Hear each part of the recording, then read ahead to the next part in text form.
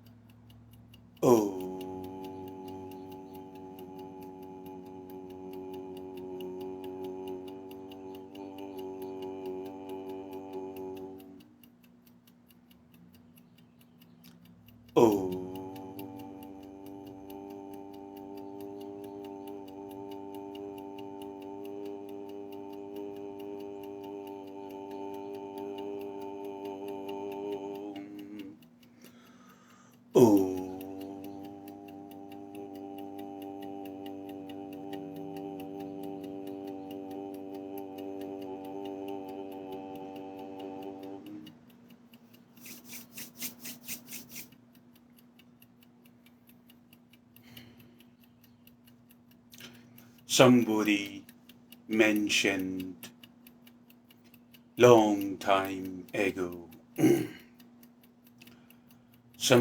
Somebody mentioned long time ago. I think it was a French philosopher, and frankly, I don't remember in this moment in time. I'm sure he was a French philosopher. I think his name was Descartes or some name like that. He mentioned he was a philosopher, and he mentioned, I think, so I am, some French philosopher. He mentioned, I think, so I am. The thing about being a mystic and a yogi is that the mystic and the yogi does not discard anything. The mystic and the yogi does not accept anything, if you understand what I'm saying to you.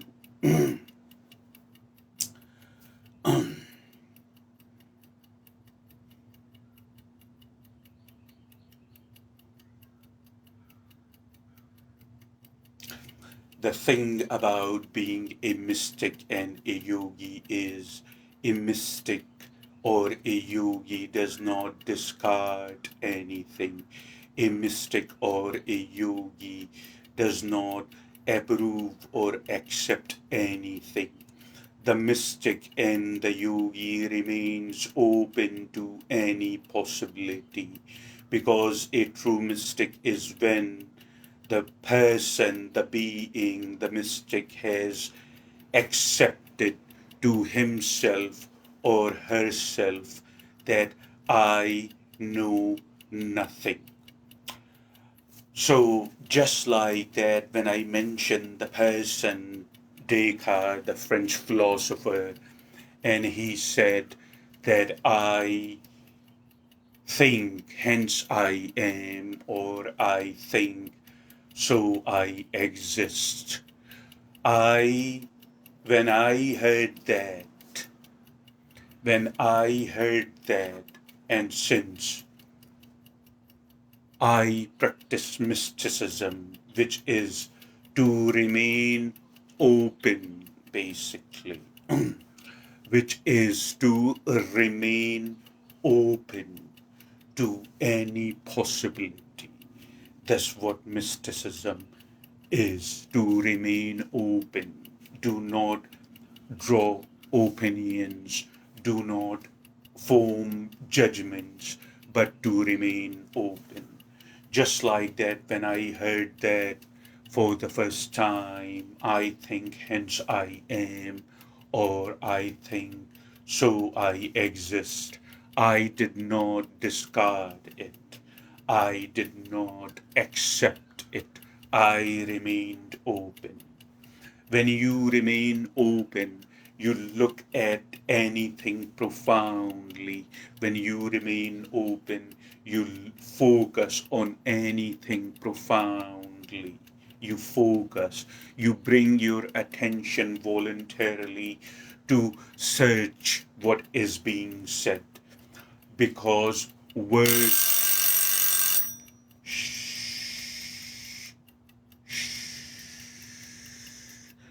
because words have significance. Through words, we manifest what we think. Through words, we manifest what we are. So when I heard these words, I said, I'm going to bring my focus.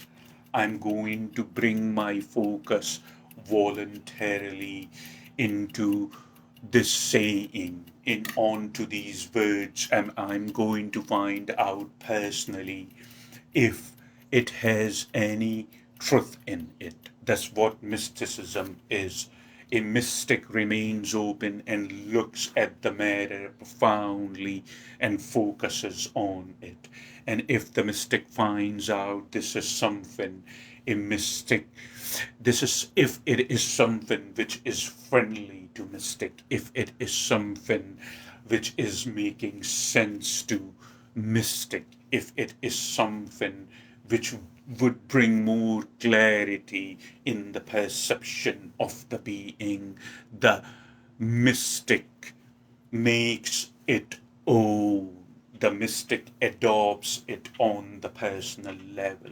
When I look at that statement, I think, hence I am, or I, I think, hence I am, or I think, so I exist.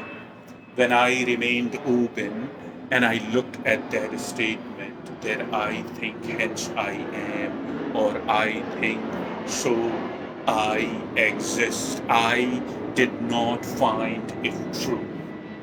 To tell you the truth, there are yogis, to tell you the truth, there are yogis, there are sannyasis, there are wise people, the sages, mostly in Himalayas and India, and they go into profound state of sadhana, and for numerous days sometimes, and even sometime for numerous months, they don't have a single thought in their mind.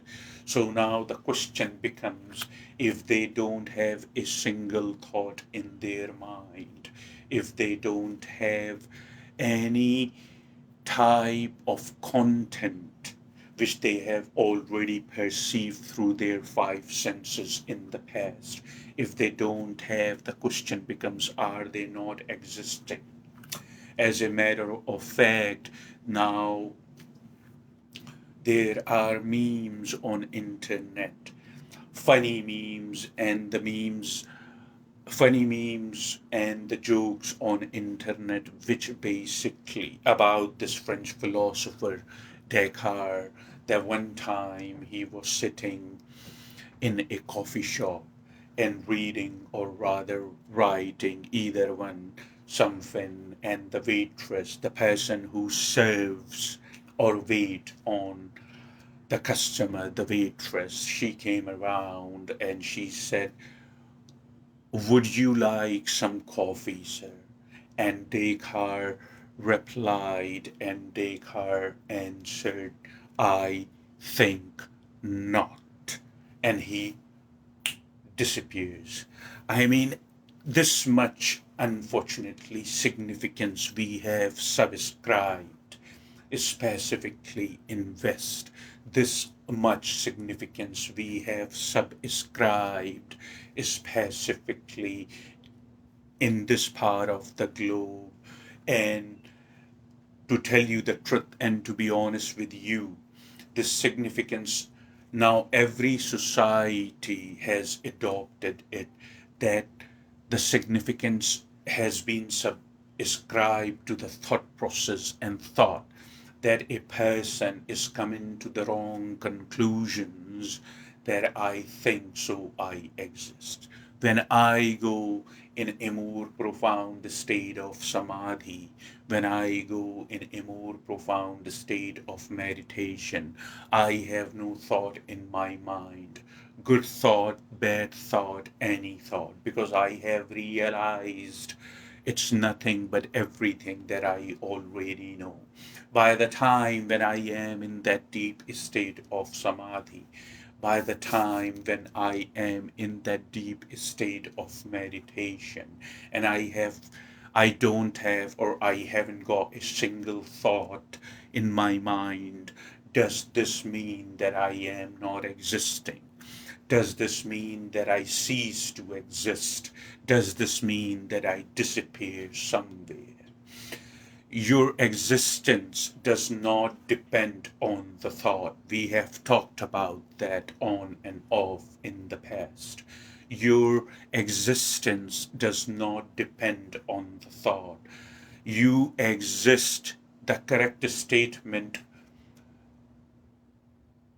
now discarding what this French philosopher said, since we brought our attention, since we brought our focus to what he said, since we brought our attention and since we brought our focus voluntarily to what he said, now we are discarding to what the French philosopher said. It's not true, since we have looked into it profoundly. Before the differences, before we were open to it, when we were open to it, it gave us an opportunity to look at it profoundly. That's what's being said. Listening is very important, because sometimes a brilliant idea can come from anyone. So listening is important, but when we look and we bring our focus and we look at it profoundly, we realize it's not true. Because sometime when I am in a state of samadhi, in a profound meditative state, and I don't have a single thought in my mind, does this mean that I cease to exist? Does this mean that I stop existing? Does this mean that I disappear somewhere? The correct statement would be, having said that and having mentioning all this, the correct statement would be that I exist so I may think. That would be the correct statement. The correct statement would be that I exist, basically, so I can think, not the other way around. When we have subscribed so much significance, when we have subscribed so much importance, when we have subscribed so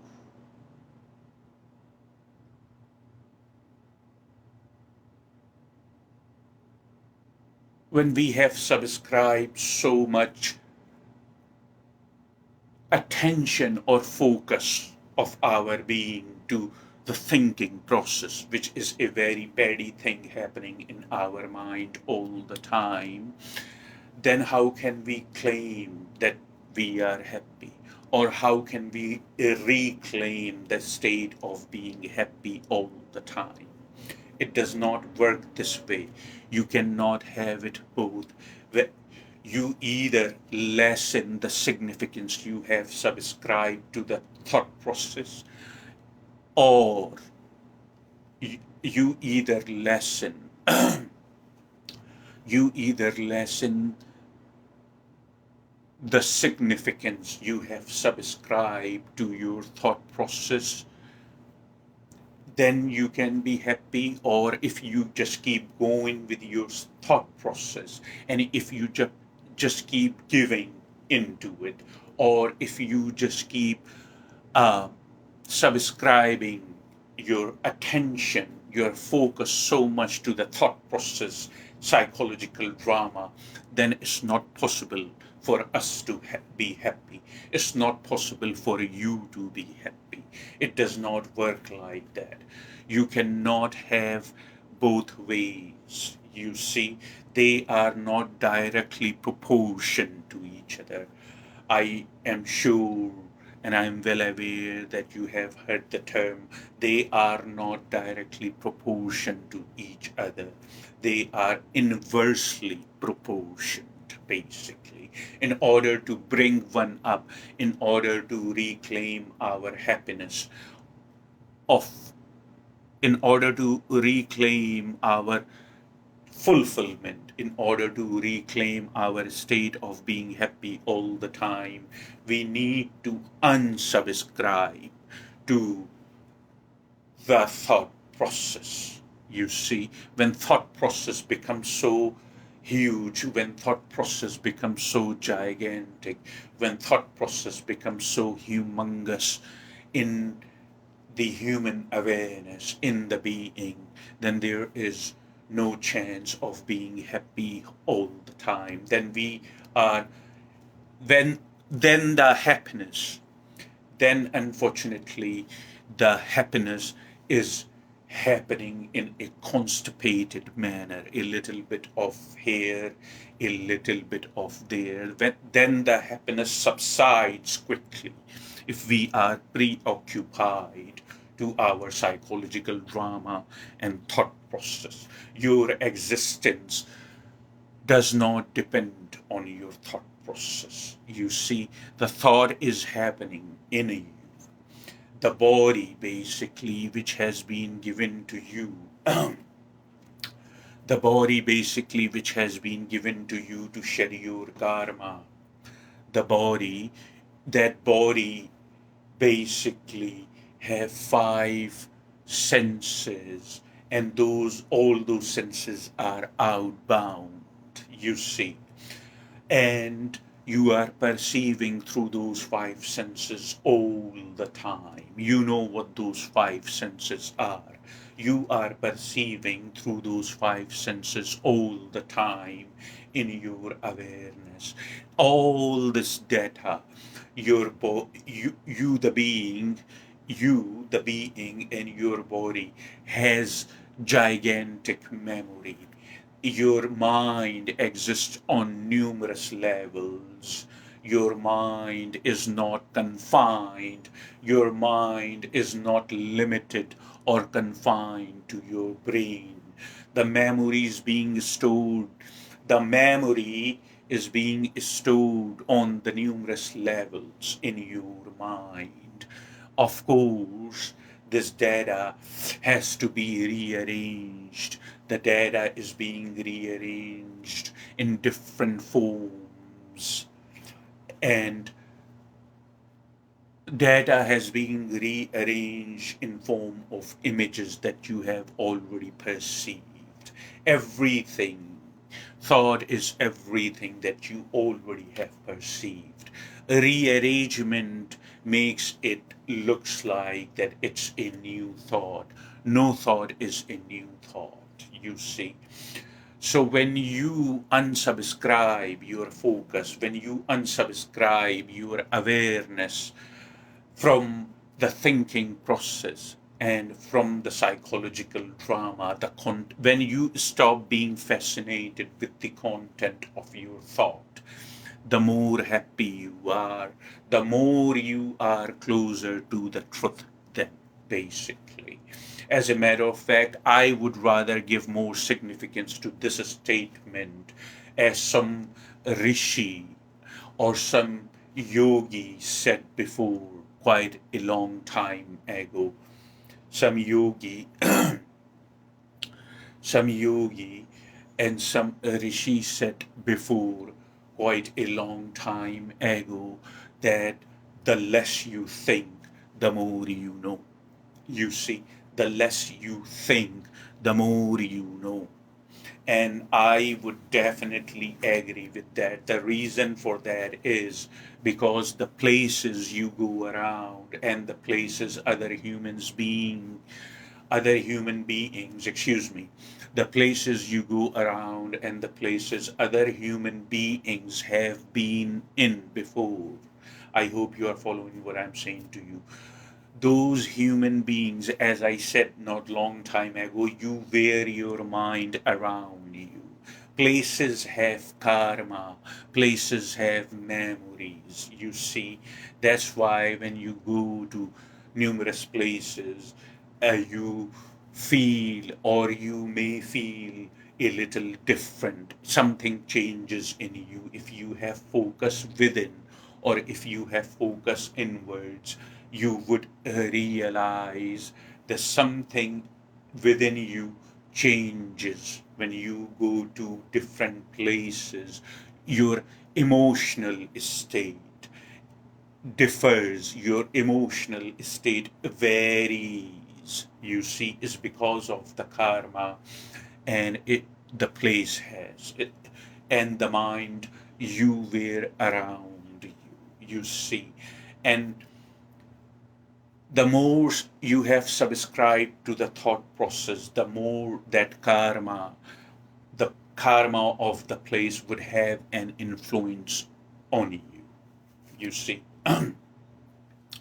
But if you only use your thought process, if you only use your thought process just to function, which just to function in the society. But if you only use your thought process only for the reason solely it is there, and when it is not needed, you keep it aside. When you create a distance between your thought process and what you essentially are, awareness, or pure awareness, or less cluttered awareness, or less influenced awareness with the content of the thought comes up. You see, it comes up, it brings up. That's what happens. You see, awareness is all there. The more higher your awareness is, the more you would shine. You would literally, the more higher your awareness is, the more you would shine. The more higher your awareness is, the more joyful and fulfilled you would feel.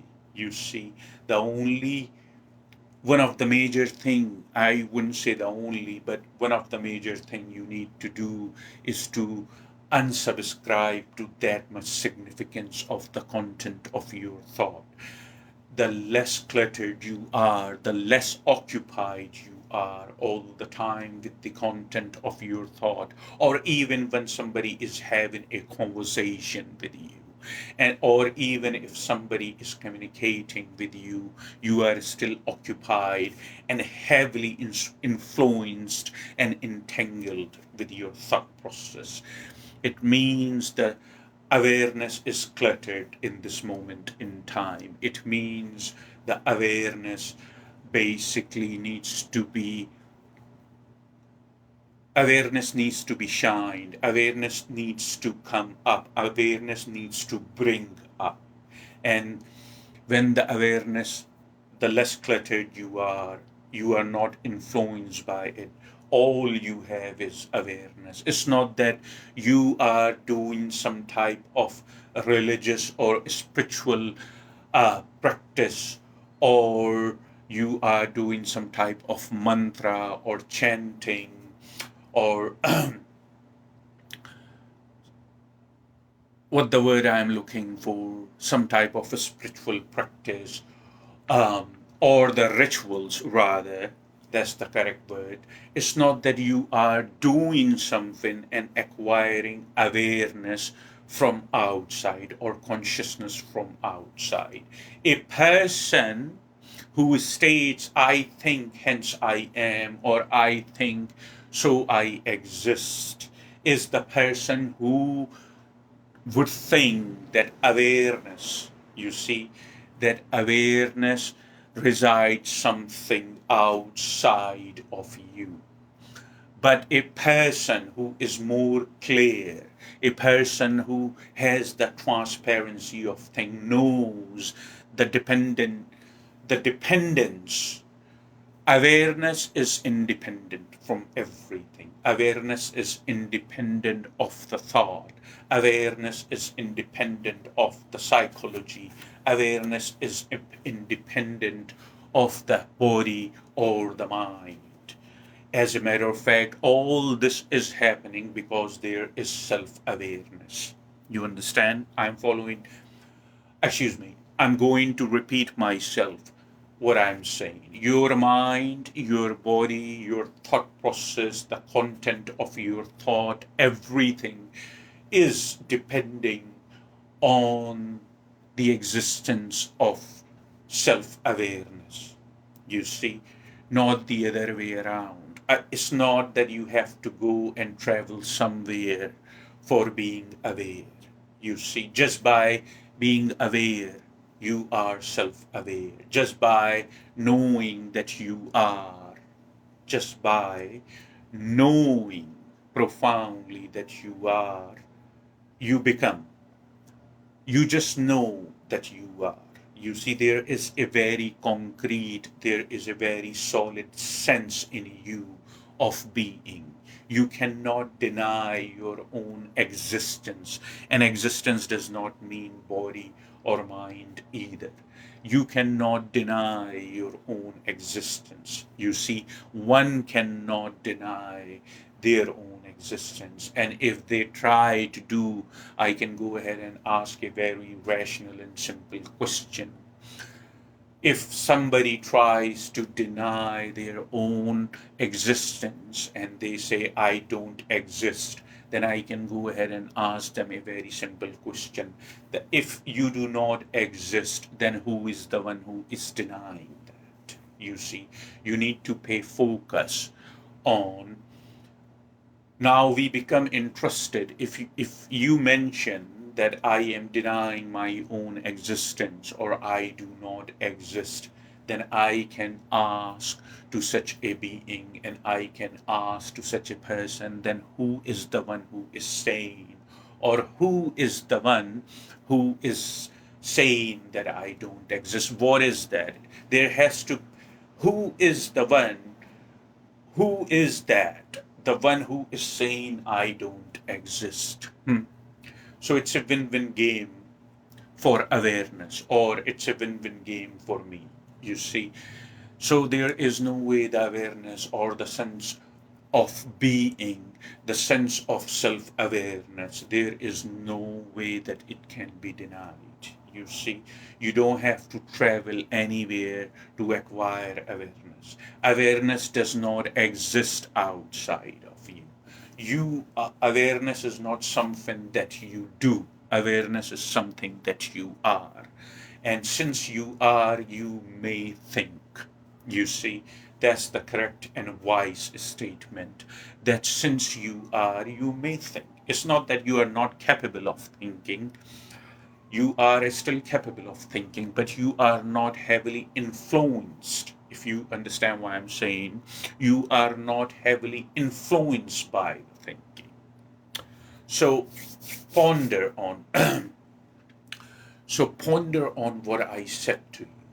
Ponder on that I brought clarity regarding that your thought process is depending on you being self aware. You wouldn't have the thought, you wouldn't have the body, you wouldn't have no psychological drama, you wouldn't have no mind either, you wouldn't have no memory, you wouldn't have no emotions, you wouldn't have no nothing if you did not exist to begin with. I hope you are understanding what I'm saying.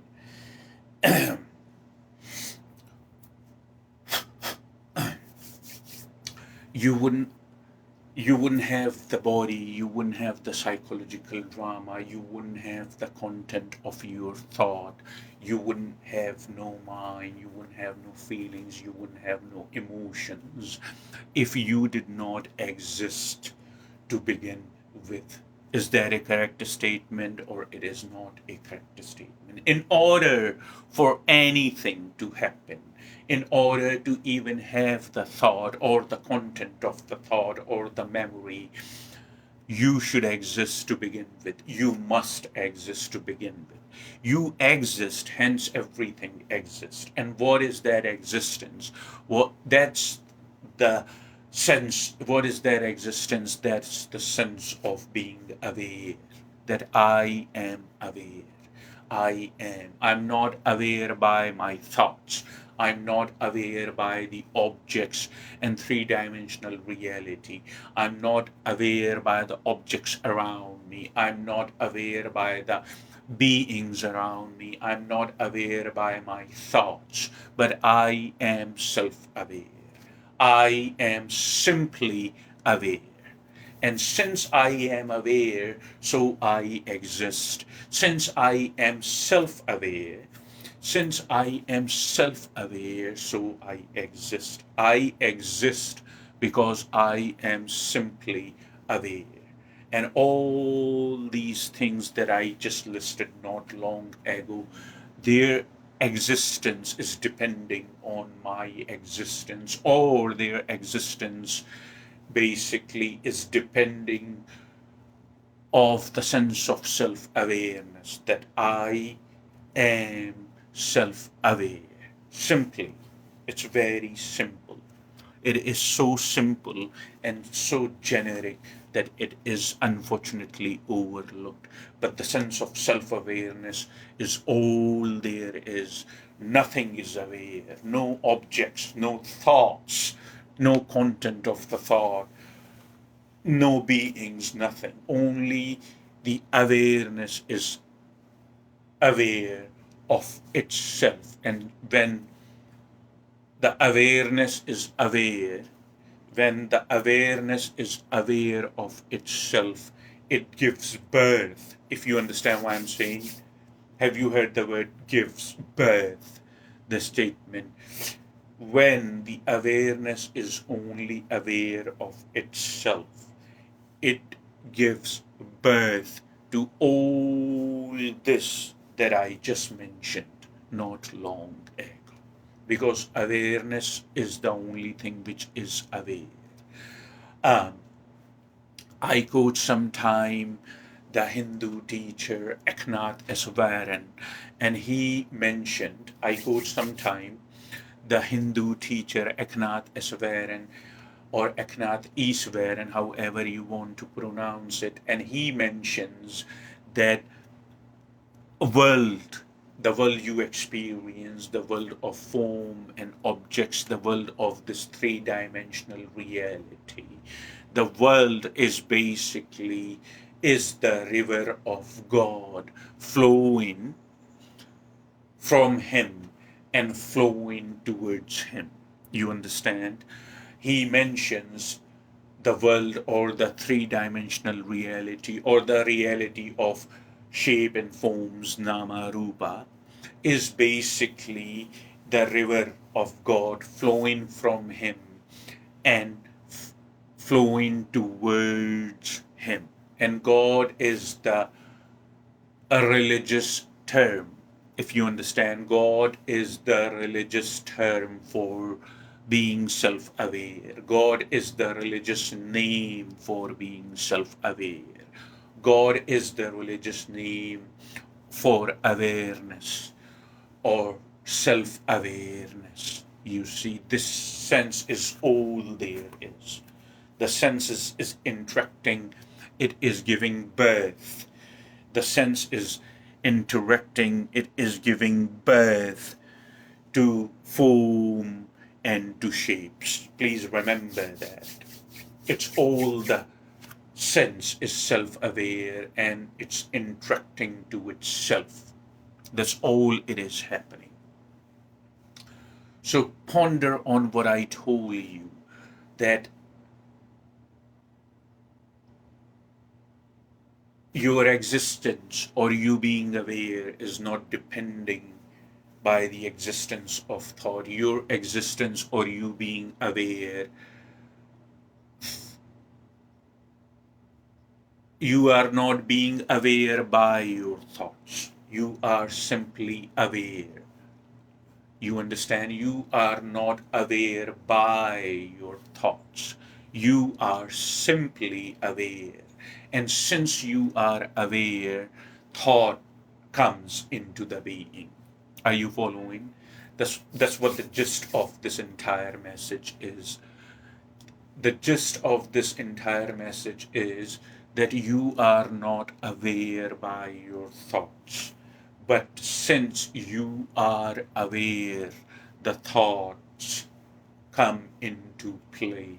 The thoughts come into being. The thought come into action. You see, you are self-aware, so you may think if you like. Thinking is not a bad thing. Through thinking, you create certain situations. Through thinking, thinking is required to function among humans and among beings. Thinking is required to function in the society. Thinking is required to perform certain activities and certain jobs. But yogis, we the yogis and the sannyasis or the rishis have nothing against the thought process. What we have against the thought process is when we become too attached to it. Now it becomes automatic and it never leaves us, even when it is not needed. I hope you are understanding. We do not have any, we do not have anything against the thought process. But what we have against that when we become too attached to our own creation, the thought process, when the awareness becomes too tight around the thought process, and even when it is not needed, even when we are by ourselves, even when we are alone, it becomes so automatic that we cannot get rid of it. It seems it becomes part of the abstract nature. I have mentioned that term before, which means it does not exist in the nature, but it becomes part, rather part of our abstract nature. It means that now it is automatic and it is taking charge of the awareness. It can only take charge of the awareness if you let it. But if you are dedicated to your spiritual practice, if you are dedicated to Kriya Yoga and meditation, then you, the awareness or the sense of self awareness, can reclaim your happiness by unsubscribing the unnecessary thoughts or when it is not needed. When you are by yourself, there is no need. Excuse me. When you are by yourself, there is no need to keep you absorbed and and occupied in the psychological drama or in the content of your thought. You are alone. There is no need.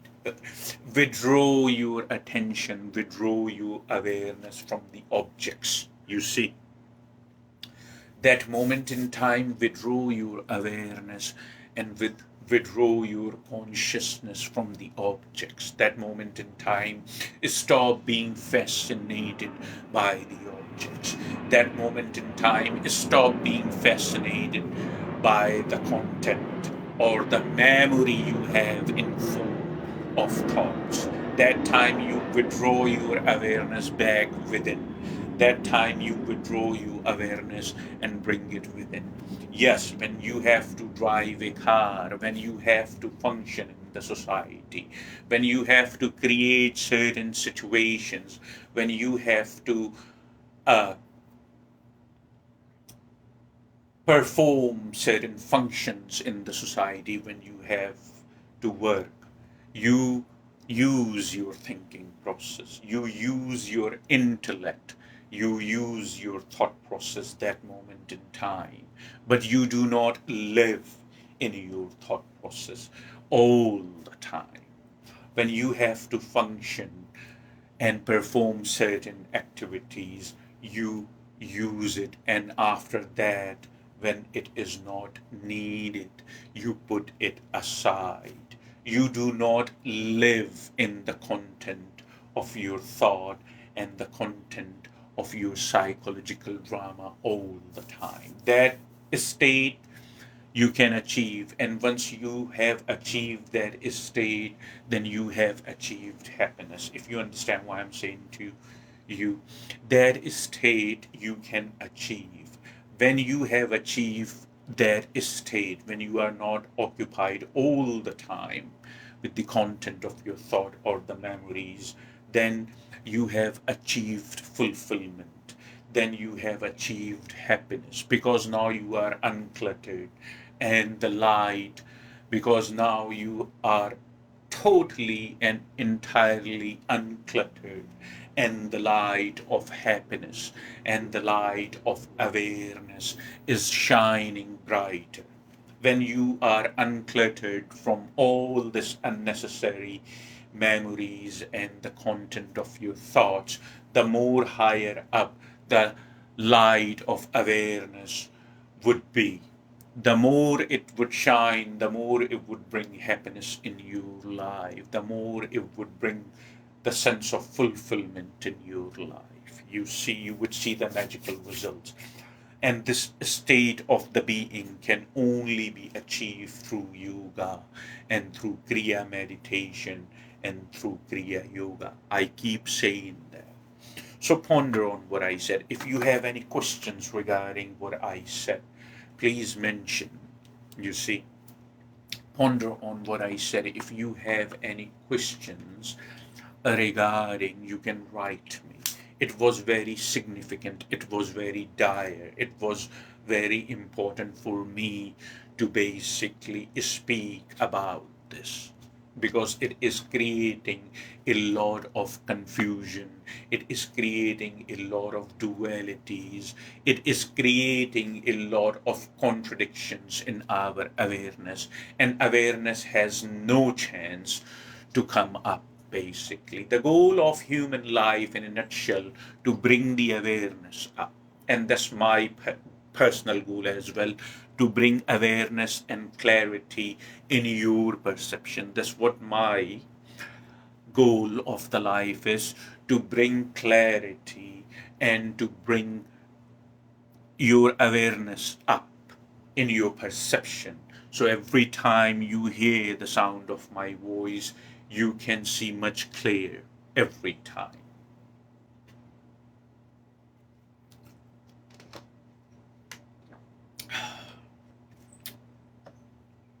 Write me, as I mentioned, if you have any questions. Write me, as I mentioned, if you have any confusions, and I would clarify more. This topic was significant for me to bring some awareness. It is a significant topic, but it is not in the answer. It is not in the answer, or it is not in the response of any inquiry. We have some time. I would love you to join me in meditation. Since we have some time, I would love you to join me in meditation for some time at least, till it becomes the part of your regularity. For some time at least, every day, dedication to your practice, till it becomes the part of your everyday life, which would be a beautiful thing.